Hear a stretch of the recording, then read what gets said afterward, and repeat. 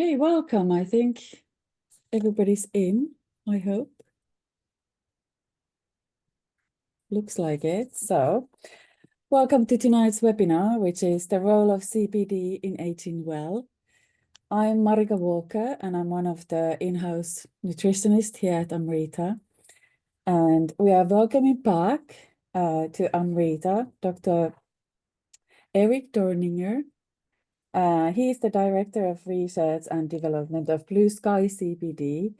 And he's also a naturopathic doctor from Bastyr University in California and a licensed acupuncturist also. He's here tonight to share his knowledge with us, which is wonderful. So welcome, Dr. Dorninger. I'm giving it the stage for you now. Thank you so much. Really appreciate it. Today is a very important topic, CBD and aging well. And we're going to talk a lot about the endogenous cannabinoid system and how it can really run out on you as you age, and especially in that 55 and older. We want you playing pickleball over here in the States. We want you running or walking the Boulder, our famous 10K race. We want you skiing like Obermeyer at 90 years old and having the time of your life because you worked your tail off and you deserve good movement and a big, bulky brain for retirement. So I'm going to just share quickly about these three products you see right here. The Blue Sky Original, that is a very potent tool for anti-inflammatory. And I tell people all the time, we're not getting much older, we're getting more inflamed. So every decade, you're just stacking another round of seed oils, lack of EPA, DHA, concussion, injuries, surgeries, refined foods, sleep debt, hypoxia, blood sugar problems over and over and over again. And you're just stacking inflammatory cytokines from the year before. So don't think that you're getting much older. Think of it more that you're getting more inflamed. In the original pure cannabidiol is a wonderful molecule for modulating that inflammation. We're going to talk all about that. You'll see the Blue Sky Max Relief Balm, the CBD CBG. This is two isolates put together because as we age, we get more pain syndromes. So I'm older than I'd like to admit, and I'm going to do kickboxing tonight and jiu-jitsu next week and ski some moguls and try and play hoops with my 16-year-old. I have the Max Relief Balm in every single one of my gym bags, in my jiu-jitsu bag, in my hoops bag, in my ski bag, and I'm literally rubbing it pre skiing on both knees. I have a history of complex medial meniscus tear, and it is profoundly helpful to do it before workouts and after workouts. So a lot of people chase pain. I highly recommend you stay in front of the pain. And then finally, the crisis of sleep. And for any of you who've had children and gotten strung out with a baby that doesn't sleep, we all know you can literally express psychosis from sleep debt. And poor sleep is a real problem. The Sleep Sky Gel is 25 milligrams CBD with 25 milligrams of CBN, and those are both published on helping with sleep. The CBD brings down more of the inflammation that gets in the way of our sleep cycles, and the CBN actually helps promote deeper restorative sleep in the peer-reviewed literature. So really exciting times. I talk a lot about when I worked at the retirement community, their favorite drug for sleep was Advil PM or Tylenol PM. And the reason is they're trying to get down their inflammatory cytokines so that they can release melatonin and restorative growth hormones and have a good night's sleep. As always, don't forget the oxygen and blood sugar. You have to have adequate oxygen and adequate fuel, adequate ketones or glucose to sleep through the night. So don't forget to screen your patients with an overnight oximeter for apnea, and also consider a constant glucose monitor and prove that those 2 pints of dinner are not affecting their 3 a.m. blood sugar. It's amazing how things like alcohol, things like a bowl of cereal, things like refined foods really make us fall asleep easier and then wake us up through a hypoglycemic crash.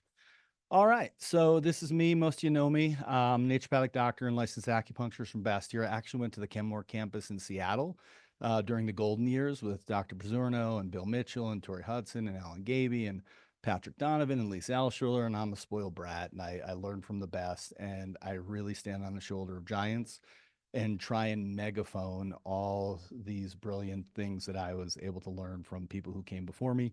I'm Director of Research and Development for Blue Sky CBD. I took this job because I didn't know enough about phytocannabinoids and I was kind of scared of them.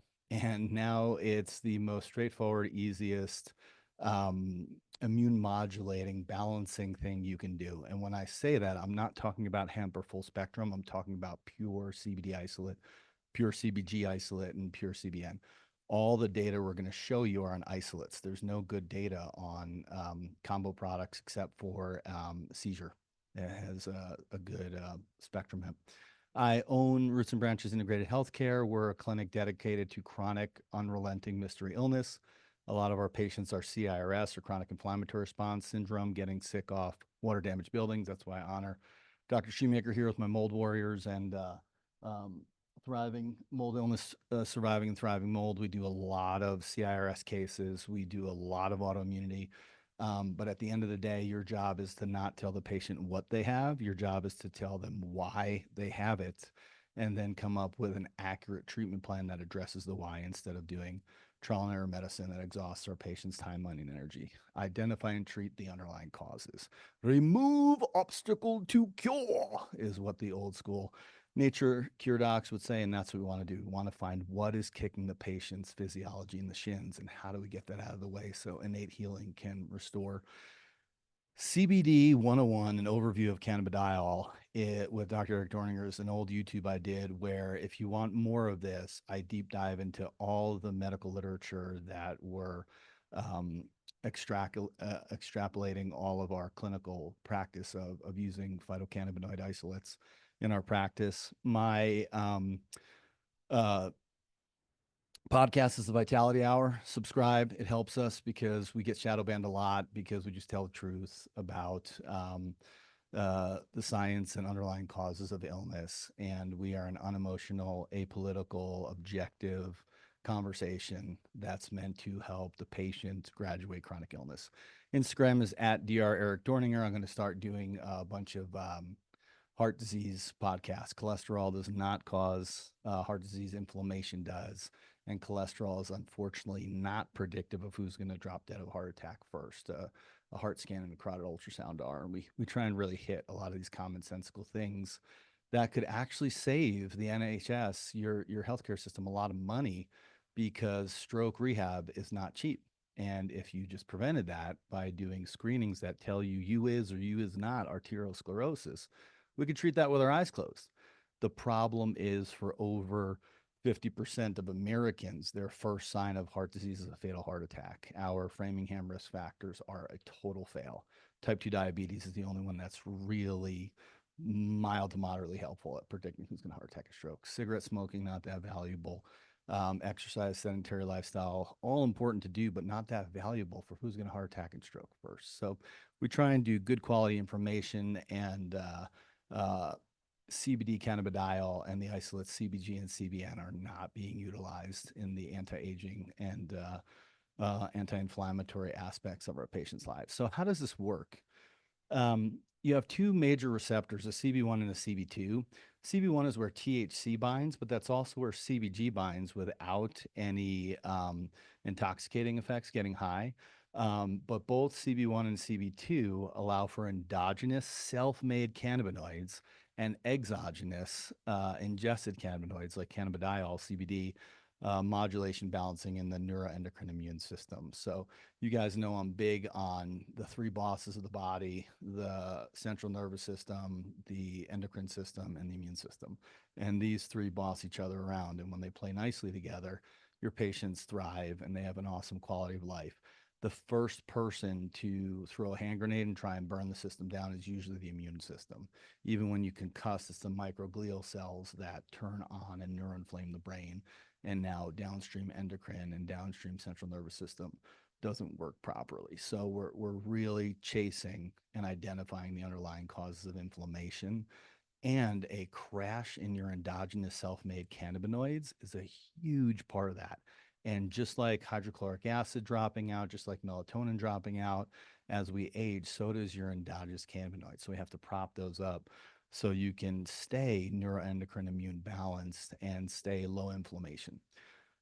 Self-made cannabinoids are fat-derived signaling molecules involved in reward, appetite, metabolism, mood, memory, circadian rhythms, and neuroprotection. One of the biggest things about the Mediterranean diet research that I found is just all that ingestion of olive oil, and olive oil turns into OEA, a self-made endogenous cannabinoid. So these endogenous cannabinoids are made from fats. And if you grew up in the States in the 80s like I did, you're supposed to be scared of fat and have lots of chronic disease, need gazillions of dollars of pharma to do disease management. We do the exact opposite of everything public health told us in the 80s, and we live long and prosper, right? Cholesterol does not predict who's going to heart attack or stroke. Don't fear the fat. Take the food pyramid with lots of inflammatory grains and low fat, turn it upside down, lots of healthy fats, minimize inflammatory grains. Salt is not Satan. Eggs are not the devil. Brains do regrow. Red meat does not cause heart attack and stroke. So literally do the exact opposite of everything we were taught in the 80s, and you will live long and prosper, and you will manage inflammation. So CBD is mechanisms of action. Four major places: receptors, ion channels, enzymes, and transporters. When endocannabinoid tone is inadequate, lower pain threshold, digestive disturbances, mood dysregulation, and sleep disruptions can occur. So here's how many people do you know who are postmenopausal and have anxiety and depression all of a sudden? How many people do you know that are postmenopausal or andropausal and their sleep is now lousy? How many people do you know that used to be such an incredible athlete and they're like 48 years old and don't even want to get a ski pass this year because it's too much work, it's too much gear, my ankle hurts, my shoulder hurts, right? So we have to realize part of that is their endogenous cannabinoid anti-inflammatory system has crashed. And CBD activates the 5-HT1A, that's serotonin for enthusiasm, dopamine 2 receptors for um, uh, ambition and drive, and GABA A for feeling cool, calm, collected, and capable. CBD is a novel anti inflammatory neuroprotector and productivity molecule. So when we stimulate 5-HT1, you're getting anti-anxiety effects, you're getting feel-good effects, you're getting generosity effects, you're getting enthusiasm effects.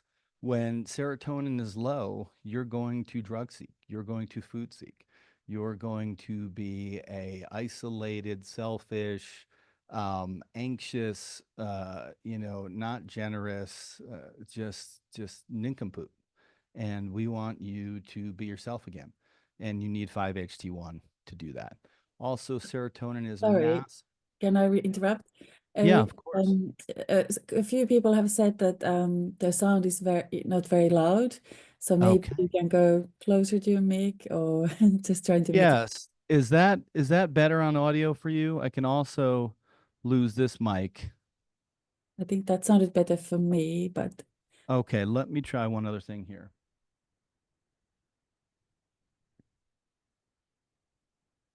Okay, I'm gonna just remove this mic and see if the regular one is better. Hold on. Audio is important.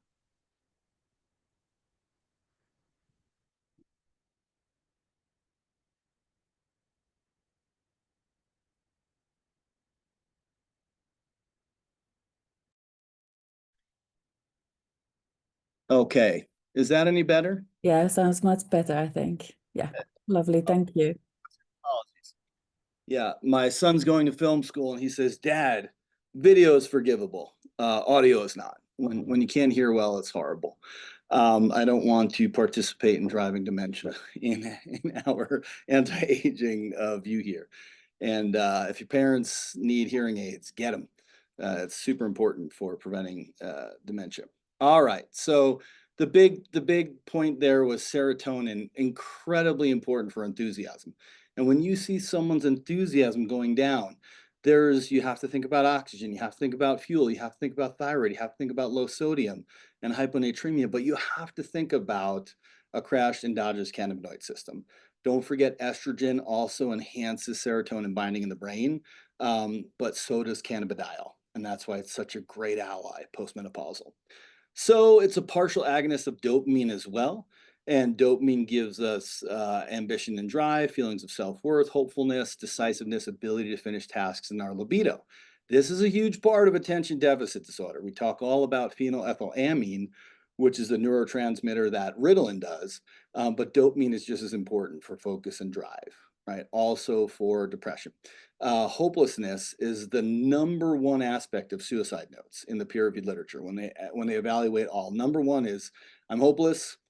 I don't see a way out of this. Peace out. Right. Number two is logistics. Here's how you set the sprinklers when I'm gone. Right. So we have to pay attention to hopelessness.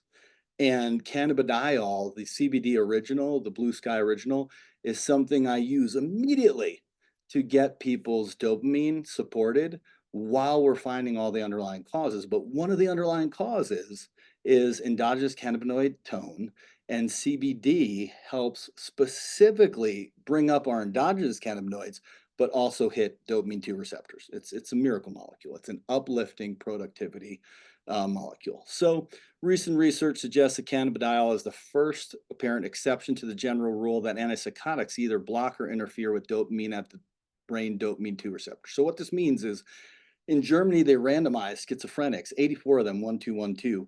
The ones got the traditional antipsychotic, the twos got 400 to 800 milligrams of cannabidiol, a very strong dose. They both, the antipsychotic and the CBD, stabilized the schizophrenic patient. The CBD did it with less side effects. And the main side effect you get from antipsychotics is a lot of tardive dyskinesia, movement disorders, tremors, and stuff like that if the Seroquel or the Abilify, et cetera, are too high.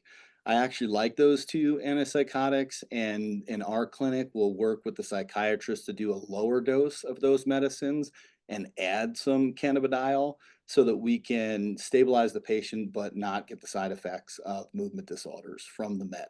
So the way an antipsychotic works is it dampens glutamate and it dampens dopamine. So what we're saying is CBD also normalizes the schizophrenia, but it doesn't dampen dopamine, it just dampens glutamate.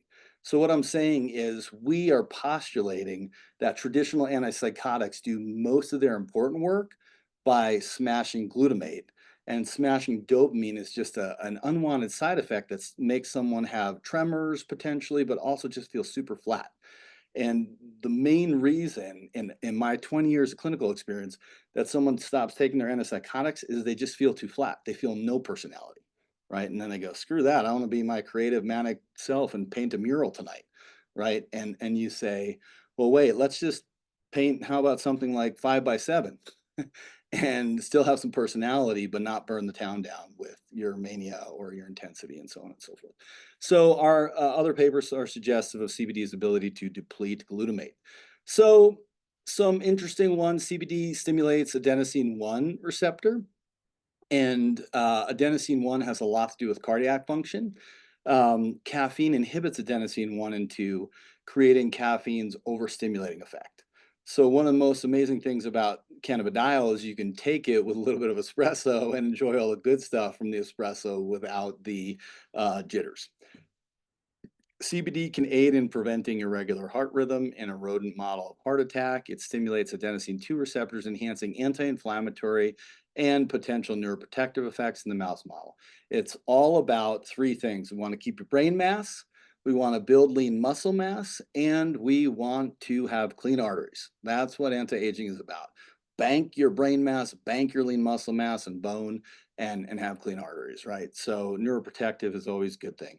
Stimulation of adenosine results in a calming effect and does not account for CBD's uplifting effects, but may provide a remedy for the caffeine jitter. So what we're saying is CBD is not sedating, it is an uplifting, calming productivity molecule, right? So you feel less inflamed, you feel locked in, but you feel your shoulders relax, right? So very, very kind of black belt martial arts kind of stuff, right?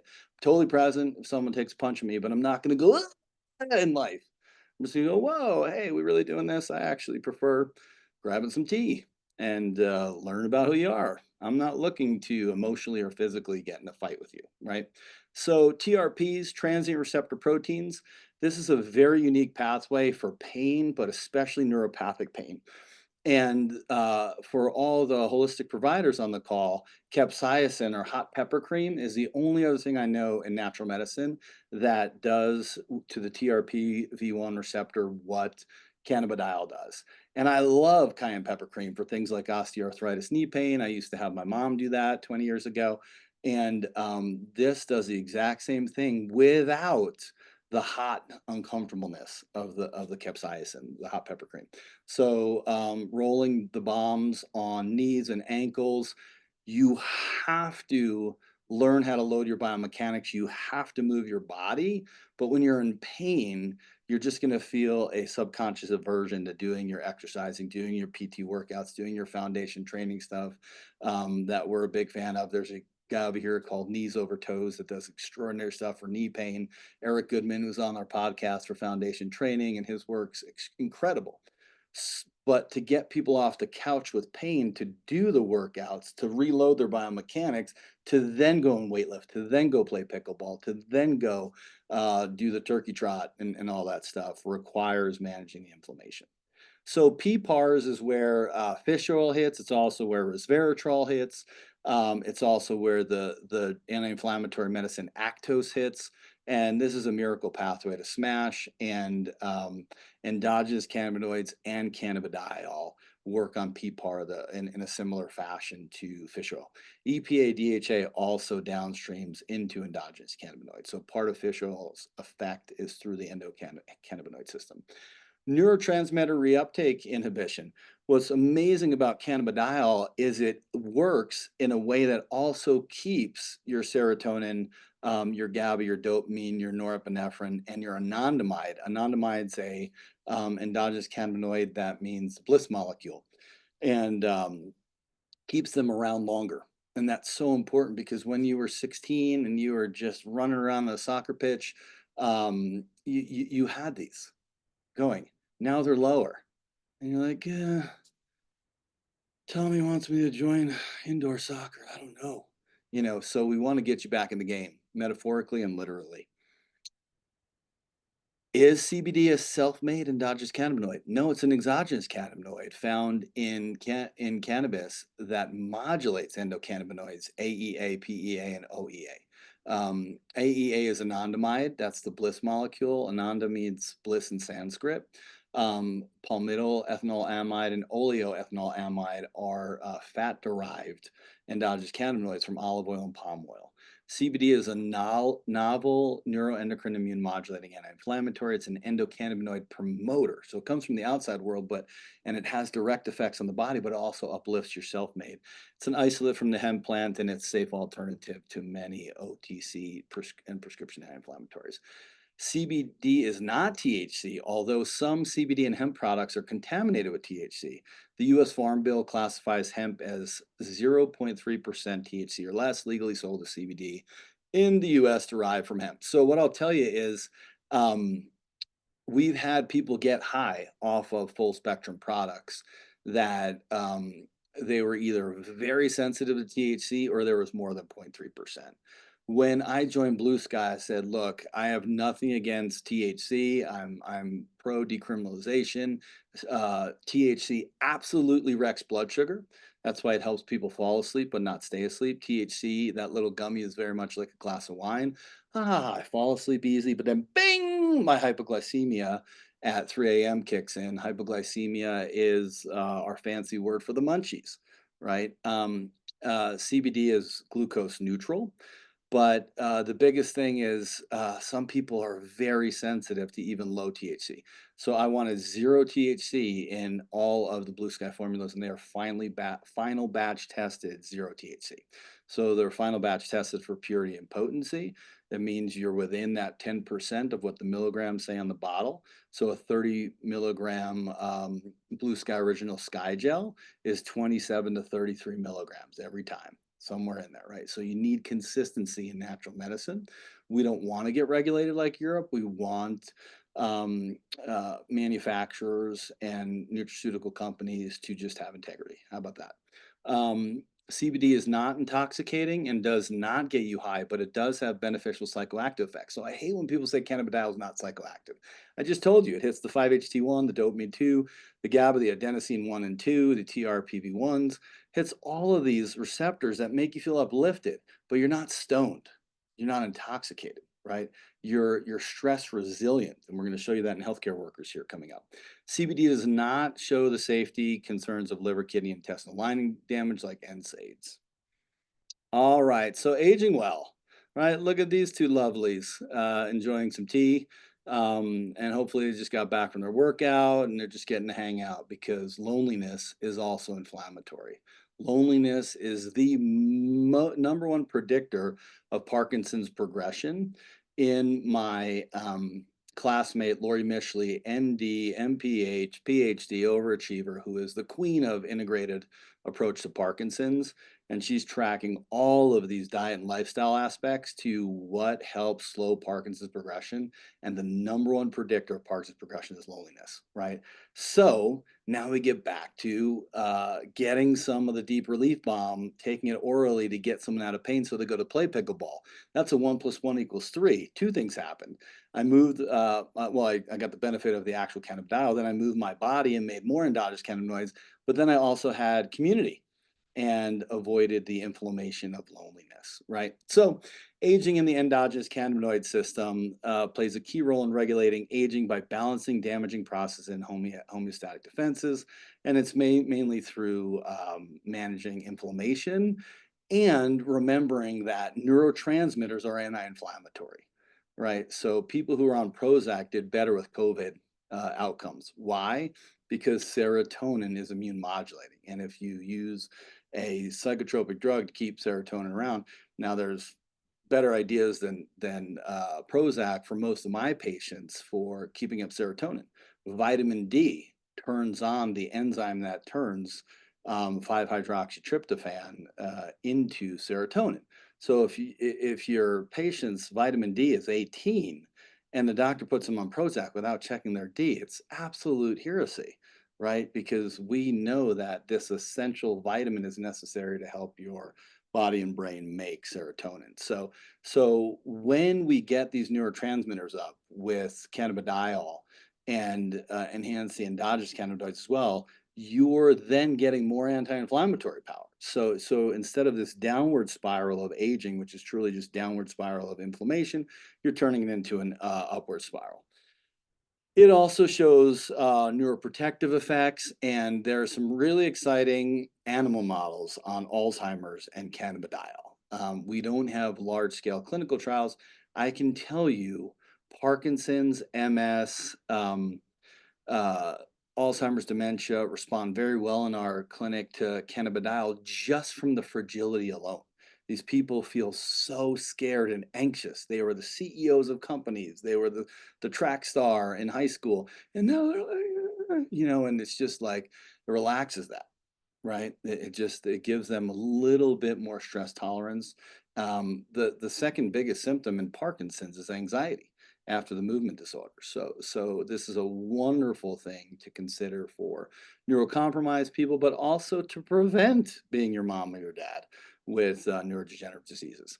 So preclinical and clinical animal studies reveal CBD improves learning, memory, and anxiety behaviors. It's so cute to read these studies. They're like gentle animal studies where they actually just find the cheese better from improved memory.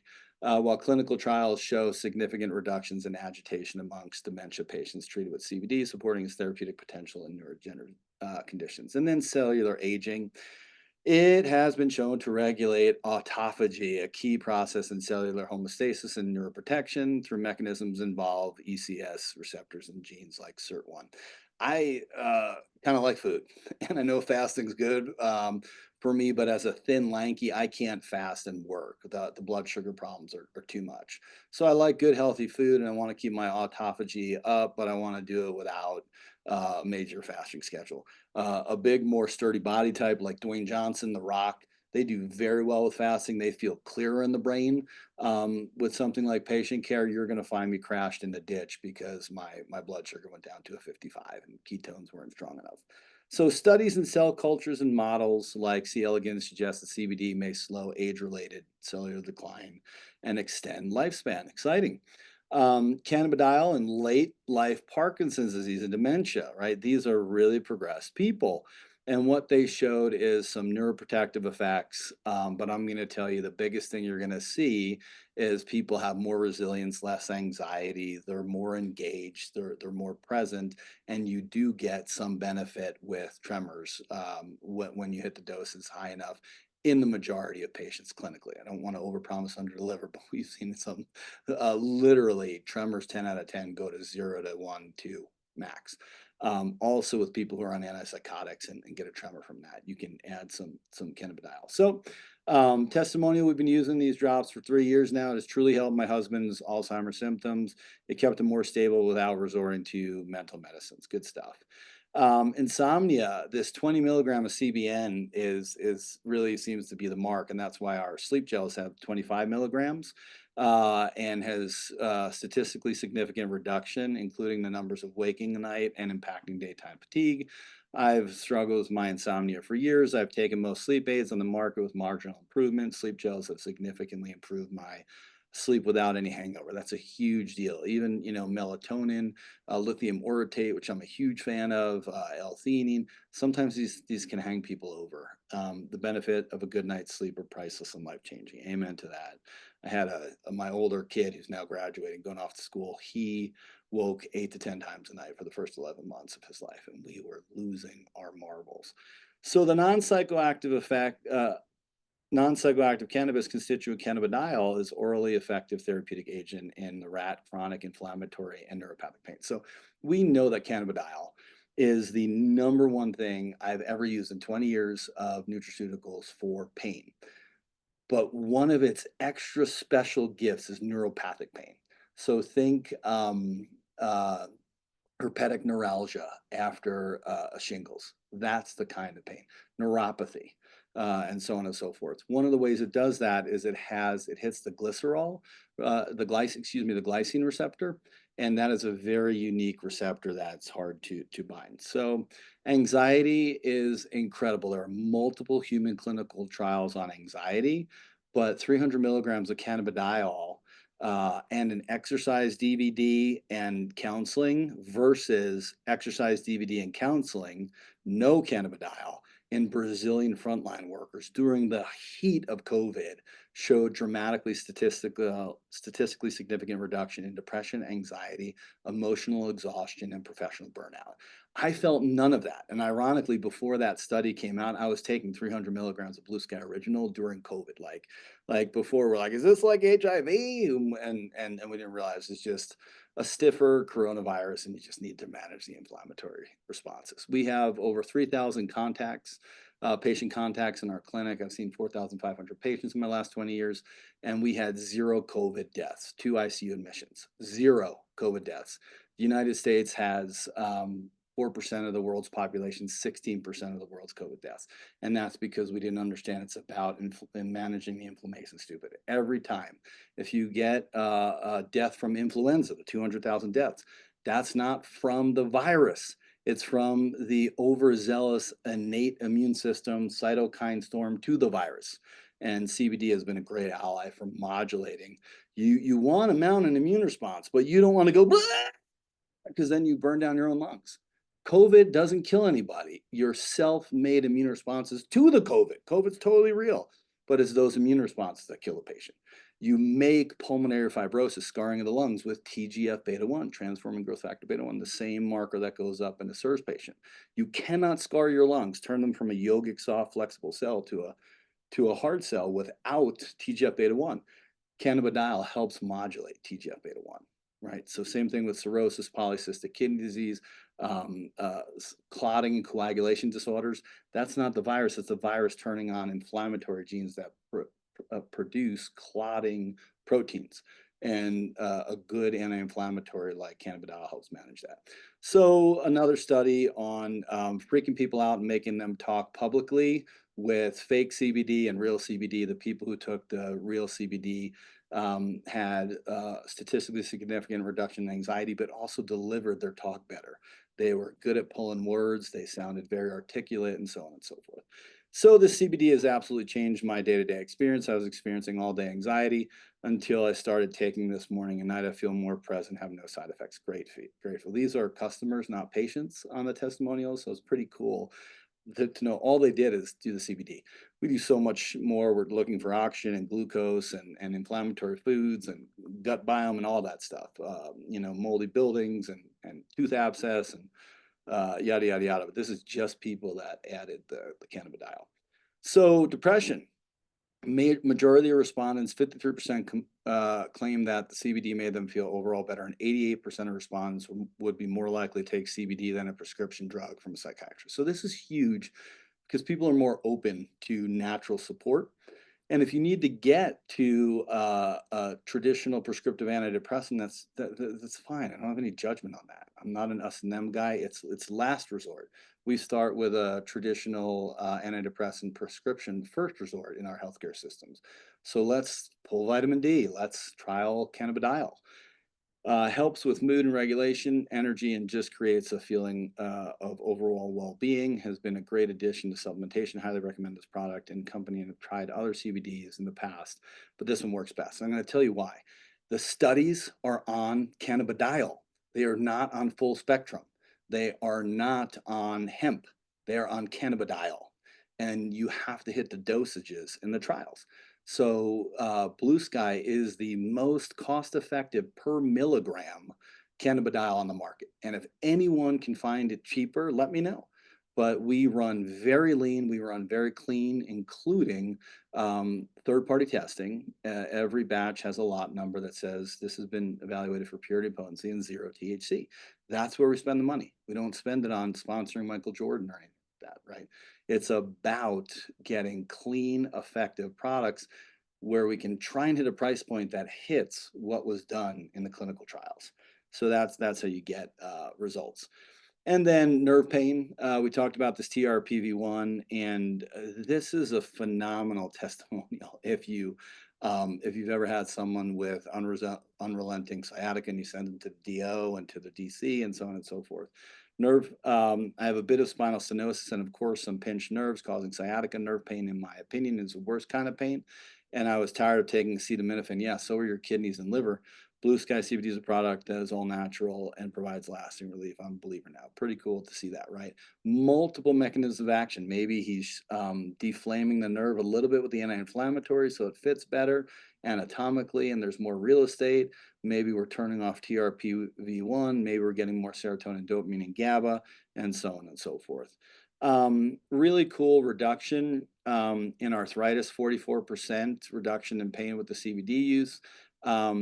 And this is stronger for osteo than rheumatoid. And when I use Blue Sky for rheumatoid, you really have to crank up the doses. So I always think of my mom's knees, right? All those osteoarthritic people, the topical and oral. And if you're just going to have money for one, just do the balm, do the topical balm. I've tried several CBD oils, and Blue Sky has by far worked the best. My arthritis pain has been much better. I've also had bad anxiety, and this really helps relax without clouding my brain. I feel so much better not taking a bunch of prescription drugs. So you can do oral as well if you're seeing mood issues. But if you're just dealing with pain, tennis elbow, sprained ankle, you can start with the topicals. And then neurodegenerative disorders, inflammation, oxidative distress, and neurodegeneration demonstrates the neuroprotective effects of cannabidiol, highlighting its general mechanism of action, disease-specific pathways, and Parkinson's and Alzheimer's. So you better believe there's some pharma companies who are pumping in dollars to evaluate CBD for neurodegenerative disease. CBD, CBG, this is our max relief oral, is reducing neurological symptoms that no other supplement or medication has been able to positively affect. Pretty awesome stuff. This is a patient, a customer who's no longer with us. His name is Tom. He had crippling bone pain, metastasis to the bone, and opioids didn't touch it. Didn't touch it. And he had access to everything. He's end of life. Stage 4 prostate cancer spread to the bone. And he did everything. He did the oral max relief. He did the oral topical. He did the topical max relief as well. Suffering from stage 4 prostate cancer that has spread to my bones. I was prescribed hydrocodone, steroids, oxycodone, and finally morphine. Side effects of each far outweigh their purpose, and I was able to leave the opioid express due to my use of Blue Sky products. So I met Tom. We went and did this TV show together. And he is so generous. He was like end of life. They were tight on dough. We hooked him up with a bunch of free product and we fell in love with him. and he was such a neat guy. And the coolest thing is this we weren't going to win his life back. We were going to win dying with dignity, not rolling around in bed with bone pain. So that one's super special to me. The effectiveness of topical cannabidiol in symptomatic relief of peripheral neuropathy and lower extremities. This is so important because neuropathy sometimes responds to nothing, especially if it's not diabetic neuropathy. Diabetic neuropathy, no one is better than the people on this call to deal with getting that A1C down and really getting that blood flow going. But I cannot believe how well this works because neuropathy and nerve damage to my leg, I take it when I do any type of exercise. Do it beforehand. The relief is almost instant. I'm getting relief from my neuropathy pain in my feet. I will definitely continue to use this product.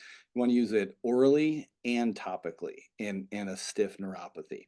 Here's just a great slide that shows all this. If you rewatch this, I think we're recording. You can just go back and pull this medical paper. This was done on MS, but it shows all of the places that you're getting neuroendocrine immune modulation. And then I've spoken to this already, but what we do is the Sky Gel Challenge. So we get free samples when we do our Blue Sky order. And I think they're like $5 for a packet. And there's the 4 packs, and the 10 packs are a little more expensive. And I just have people chew 2 of the Blue Sky Originals. That is the 30 milligram per capsule, and that's 60 milligrams. And if they don't get any benefit, I have them chew another 2 right there, like 15 minutes later. Cannabidiol works quickly. People go, hey, is something good happening? We're like, yes, it is. That's cannabidiol. It works that quickly. And then I'll have them do up to 120, which is 4 capsules twice a day if they're getting no benefit. I'm going all the way up to 240. And then the tincture is much more cost effective. The tincture is 75 milligrams per dropper full, approximately. So about 2 Sky Gels to 1 dropper full. And then we'll do 1 dropper full in the morning, 1 dropper full in the afternoon for anything from mood to pain. As you start getting more intense on mood spectrum, schizophrenia, bipolar, severe OCD, you're going to go up to 2 dropperfuls, 150 milligrams twice a day. And sometimes I'll even go to 450 with the schizophrenia. They always have a traditional psych on board as well. Communicating with their psychiatrist, I have good relationships and appreciate a good antipsychotropic when it's necessary. So the real thing you want to watch out for is the original blood thinners, warfarin, Coumadin, and heparin take the same clearance pathway as cannabidiol in the cytochrome P450 system. And you can, in theory, increase their bloodstream dosage of the Coumadin if it doesn't clear. So you can just track an INR, work within your scope and within your comfort level, and talk to the prescribers. Okay, they're usually, as we know, going to be super scared of things like your vitamin D is so high and all that. But I've given people who are on Coumadin and cannabidiol, we've tracked their INRs, and we're not seeing this clinically, but it's just something to be honest with. There's a couple of other drugs here that are obscure that you can evaluate. And then we've talked about CBD is like shopping for fish oil. You care about the EPA DHA in a fish oil, you care about the cannabidiol. So people will say 3,000 milligrams of CBD, but it's only 500 milligrams of CBD, and the other 2,500 milligrams are whole hemp extract. That's not what we're doing in these studies. So we've talked about our mission: formulate world-class products that truly change patient outcomes, make people feel better. Also prevent things. Let's age well. Guaranteed potency and purity, 0 THC, and third-party tested with certificates of analysis available. We love our partnerships with Parkinson's Association of the Rockies and the Colorado Association of Naturopathic Doctors and Arizona Naturopathic Medical Association. But CBD is very safe and easy to start working with. And there is a good margin on these products. And in my clinic, that allows me to also discount prices for my indigent and lower income patients. So I like that you're not going to find a lower per milligram price than the suggested retail, but I can also really cut that when I want to do 2 things: help someone who's truly low income, and or I want to really push the dosage and it's going to add up quick, like with a schizophrenia or an RA, where I'm going to do 300 milligrams. So the original is 30 milligrams of CBD per gel cap or 3,000 milligrams in the entire bottle. The max relief is a similar ratio of CBD plus 50% CBG. CBG is the Rolls Royce of phytocannabinoids. It's hyper expensive to get. It's only 1% of the hemp plant, and you will not find cheaper CBD per milligram than the max relief. It's a beautifully priced product for what you're getting on raw material. And sometimes you need those stronger dosages to put down pain, inflammation, Parkinson's, tremors, things that deal with musculoskeletal, brain, and body inflammation. And then sleep is 25 milligrams CBD and CBN. I love the sleep gel capsules. I have people just sample packs. I have people take home 4 and I say, take 1. If you don't fall asleep and stay asleep better, the next night trial 2. If you don't get benefit from 2 Blue Sky sleep gels, you're probably missing a deeper underlying cause, like someone's choking out with oxygen desaturations from apnea, or you got to put a constant glucose monitor on because their blood sugar's dropping. And then here's our beautiful bombs. There's some people who swear by the sleep bomb. They rub the sleep bomb on their feet, or their partner rubs it on their spinal cord. There's all kinds of clever things people are doing. That's all I got for you. Thanks for taking the time.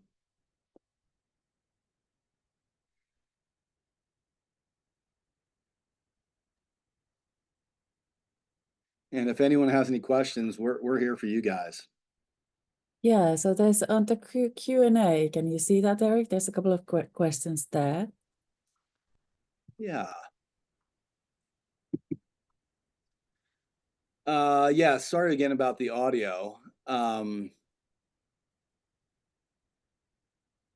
yeah. Okay, much better. Good. Good. So we got through the audio. Can you take the 3 products at the same day? If yes, yes. So couple things on this. Cannabidiol is the antidote for getting too high from THC. So this is fascinating. Where back in the day, if you hike the hills of China, you're going to see hemp everywhere. It's totally criminalized, but it's going to be everywhere. And if you smoke that, that's going to be a very low THC and a very high CBD. And that's what we built sales out of and made clothes out of. With the over here, I don't want to bring up any stories about battles because I love my UK brothers and sisters. But when they were manufacturing with hemp, that's what they would use. Then Snoop Dogg and Dre came around and said, "Let's get effed up," and they cranked up the THC and cranked down the CBD. And now you can trigger schizoaffective disorder from smoking high THC in a vape pen. It used to be when I went to college, like the strongest marijuana you could buy recreationally was like 23% THC. Now the dab pens are 80 to 90%, and they've taken out the CBD. So one critical thing to know is some of our elders never smoked pot in their life, and now they do a 1.5 to 4.5 milligram THC gummy for bedtime. You don't want to do the CBD too close to that because you'll negate the THC.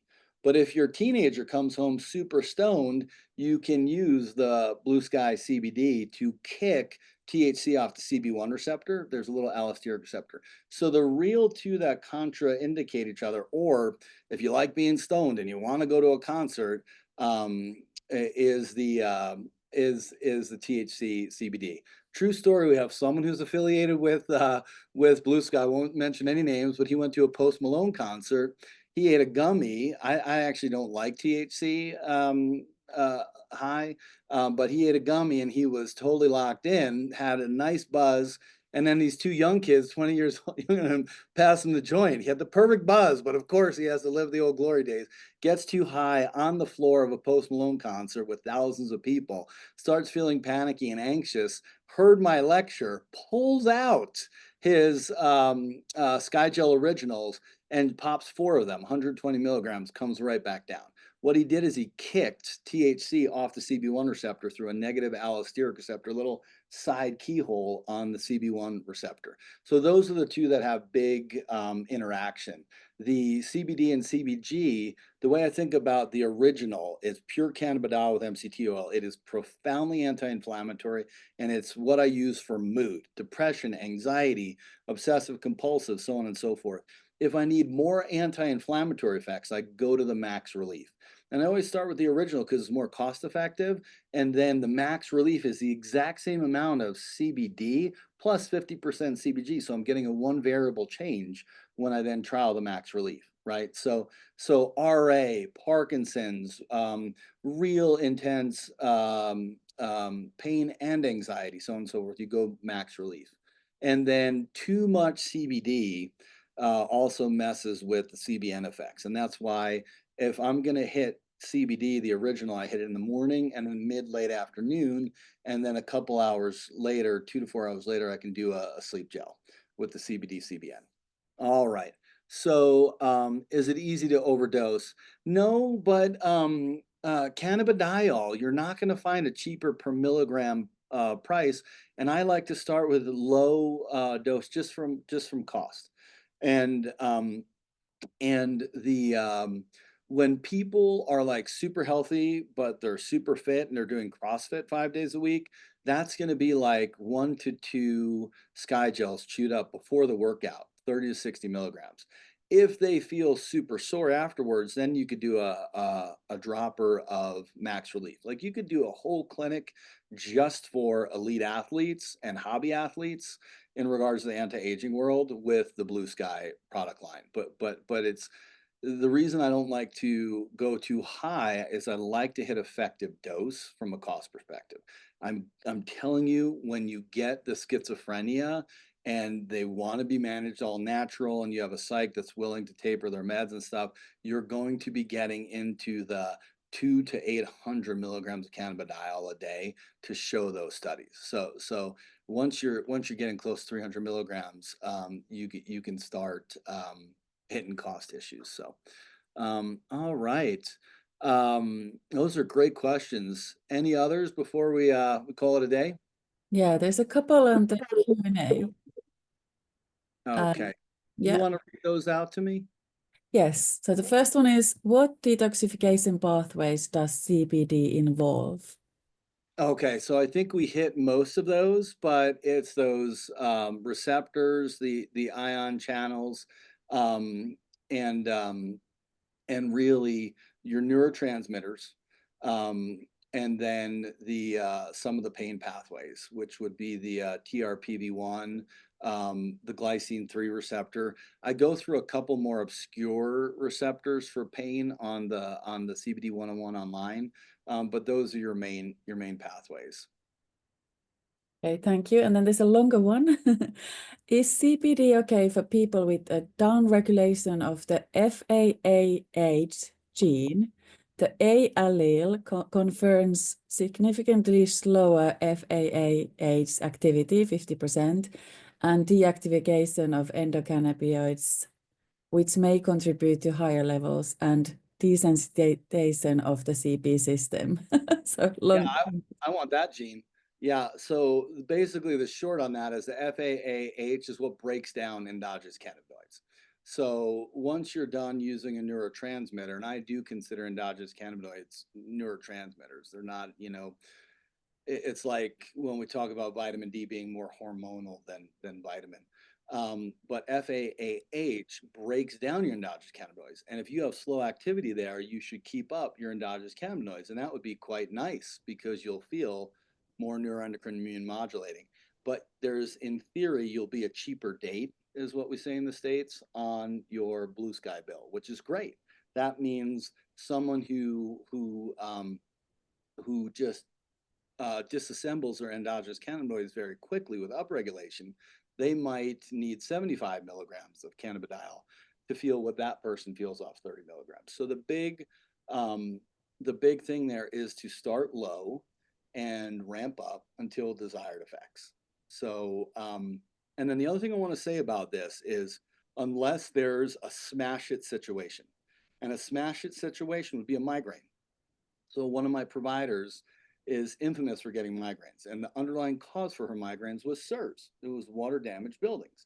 And we treated her SIRS, and her migraines are predominantly gone. Once in a while, she'll get a hit, she'll get into a moldy building, and a migraine triggers. She'll take 2 dropperfuls of the max relief 3 times a day instead of Advil or Tylenol to bring down that headache. So don't be scared of heavy dosing, even with that person, if you're trying to smash a symptom, right? But just from a cost perspective, if they're like, wow, one dropper full and I feel totally uplifted and ready to give this public speech with less knee pain behind the podium, that's great. So yeah, so remember, cannabidiol has direct effects, but then it also enhances your endogenous cannabinoids, and part of it is by slowing that FAAH disassembly of your endogenous cannabinoids. I go deep into that on the CBD 101 too. That listener would really probably appreciate how deep I go. That's an excellent question. It's a little highbrow, but it's right on. Thank you. Then there's one more. Which product would you suggest for tremors not diagnosed as Parkinson's? Yeah, we see benefit from cannabidiol and cannabigerol, CBG, all the time, regardless of the source. And that is a blessing and a curse. The blessing is, oh my gosh, is it nice to help people with tremors? The curse is you don't want to bury the underlying causes. I'm an underlying cause guy, right? So some people get tremors from hypoglycemia. So I don't want you to put them on cannabidiol and you forgot to do a CBG. Some people get it from apnea. I don't want you to do cannabidiol and you forgot to look at their overnight oximetry, right? So don't forget, when we're using CBD, we're using it two ways. We're using it to relieve suffering and kind of as a green band-aid, like my provider does instead of Advil or Tylenol for her migraines. And then we're using it as an underlying cause, meaning endogenous cannabinoid deficiency syndrome is real. And people run out of endogenous cannabinoids, and cannabidiol really can refill those and prop them up. And again, lots of gut, lots of neuro, lots of musculoskeletal pain in that. We have a lot of women who use Blue Sky for menstrual cramps as well. I mean, today is more about anti-aging, so it's going to be, more geared to some of our postmenopausal community. In the postmenopausal community, we're using it to prop up GABA and serotonin because estrogen enhances serotonin binding in the brain. GABA enhances uh, uh, progesterone enhances GABA binding in the brain. Testosterone and DHEA in women enhance dopamine and acetylcholine binding in the brain. So you get this you get this trifecta of hitting dopamine, serotonin, and GABA postmenopausally. And I'm still like, I'm all about getting bioidenticals, and if you're a good candidate for that, and treating the liver function so you can clear your hormones. But it's a little bit of secret sauce when you crank up that cannabidiol, and then when you get them moving, they make more endogenous cannabinoids, right? So that's the thing. If you like weren't going to surf that day on the family trip, and then you take a couple droppers of Blue Sky, and you go, hey, maybe I'm going to get out in that ocean, right? That's the whole point. Last thing I'll say, that's a super fun fact. This was done in the UK. It was a small pilot trial on 9 choir members. It was about a 40% increase in your endogenous cannabinoids when you went and sung with choir. On the bike, the stationary bike, there was a 20% increase. Both are wonderful. But what I just said is getting together and making music was even more of an endogenous cannabinoid boost than the workout. And that might be multifactorial. That might be the camaraderie. That might be vibrations in the body. But the whole point is get together, right? COVID's over. Freaking hang out, move your body, make sure you learn things like foundation training, knees over toes guy. I love Egoscue pain free book for people who are really frail, and you got to just rebuild the biomechanics from the bottom. But use Blue Sky to get them off the couch to do those things, and then they should be able to work and maybe just be more of a bomb person, right? It's more of their pickleball elbow that they're doing. So it's about staying in the game, and once you hit 50, it's just about maintaining. You just still ski. You don't have to do some crazy jump, right? You want to still be active. Why do we graduate high school and no one plays sports anymore? And we're just supposed to sit in a cubicle and crunch numbers behind a computer. Why don't we just crunch numbers until 3, go play soccer with our friends, and then go pick up our kids after they also played soccer, right? And so you have to reclaim your inflammatory status, so that you can keep thinking clearly, moving your body, and age gracefully. You work your tail off. You deserve a little time at the beach. Thank you. Then there was one more. So also, is there any interaction with blood pressure medication and statins? Yeah, I'm really glad you're saying this. No, um, uh, no connection with statins, but I am coming out in the spring to teach about GG, geranolol, and CoQ10 and dolichol and vitamin K2, of which statins block all of those. So those are more the things that we're concerned with. In regards to blood pressure, um, cannabidiol is blood pressure adaptogenic. So we have a very conservative father in one of our groups who's still left over from Nancy Reagan Just Say No. And there was a huge barrier there to cannabidiol. We're like, it's not weed. You're not going to get high. It's the only thing that manages is blood pressure. And what's unique about cannabidiol is it works on the higher centers of the brain. So when clinically we've applied cannabidiol to things like ARBs, losartan, which is very good at lowering TGF beta 1. Losartan does a little bit for blood pressure, does a lot for inflammation. It's really an anti-aging drug more than a BP drug. So there are miracle drugs, trashy drugs like statins that should be off the market, and then Rob Peter to pay Paul drugs like a pred taper and the ER. But you have to have that patient have a blood pressure cuff if they're on meds and increase the dosage slowly. We haven't had, like I saw at the retirement community all the time, someone adds that third blood pressure drug and now they're fatigued and dizzy, and their penis breaks and all that not so fun stuff, right? We don't see that with cannabidiol yet, but that's an excellent question, because it's a place to be a little more judicious, move a little more slow. And I can't tell you how many patients of ours own BP cuffs. Just have them write down 7 blood pressures over 10 days and send you the date, the time, top and bottom number, beats per minute. And you can just make sure that top number is always staying in the triple digits. We want it 106, 112, 118, 127 over.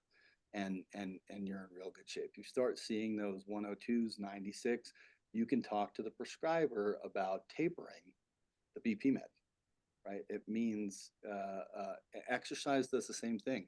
Exercise releases ANP, atrial natriuretic peptide, which also can reduce BP. So once someone gets on a very regular exercise, so now think about what you're doing. You got them on Blue Sky Original, they're uplifted, they're off the couch, they're doing their foundation training. Now they're doing pickleball. Now they did their gut cleanse. You don't need as much BP meds in that person.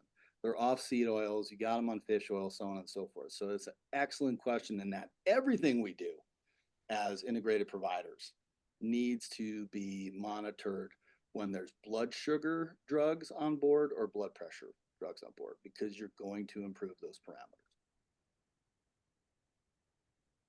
Thank you. That's all the questions. Awesome. Yes. And it's been so fascinating. I want to watch this webinar again. And I've got already clients in my mind who I can use these products with. So this is brilliant. So thank you very much. And I want to thank you on behalf of Amrita, and hope to, have you with us again in the future. Thanks for having me today. Thank you. Thank you, everybody. Bye.